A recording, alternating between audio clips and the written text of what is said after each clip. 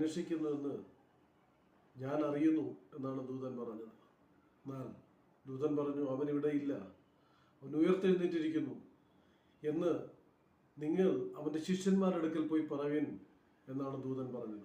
ഈ വാക്ക് കേട്ടുകൊണ്ടാണ്, ഈ ദൂത് കേട്ടുകൊണ്ടാണ്, ഈ ആലോചന കേട്ടുകൊണ്ടാണ് സഹോദരിമാർ ഗലീലയിലേക്ക് പുറപ്പെടുന്നത്. എന്നാൽ ഗലീലയിലേക്ക് പുറപ്പെടുന്ന യാത്രാ മധ്യത്തിൽ യേശുക്രിസ്തു അവർക്ക് പ്രത്യക്ഷനായി. യേശുക്രിസ്തു അവർക്ക് പ്രത്യക്ഷനായിട്ട് യേശുക്രിസ്തു അവരോട് പറഞ്ഞ വാക്ക്, ദൂതൻ പറഞ്ഞ അതേ വാക്ക് തന്നെയാണ് പറഞ്ഞത്. നിങ്ങൾ എൻ്റെ സഹോദരന്മാരുടെ അടുക്കിലേക്ക് ഗലീലയിലേക്ക് പോകുവാൻ പറവീൻ, അവിടെ വെച്ച് അവർ എന്നെ കാണും. അപ്പൊ കർത്താവ് നമ്മളോട് എന്ത് പറയുന്നുവോ നാം അതനുസരിക്കാൻ തയ്യാറാണെങ്കിൽ നാം കർത്താവിനെ കാണുവാൻ, മുഖാമുഖം കാണുവാൻ ഇടയായിത്തീരും. ഹല്ലേലൂയ. ഈ 2024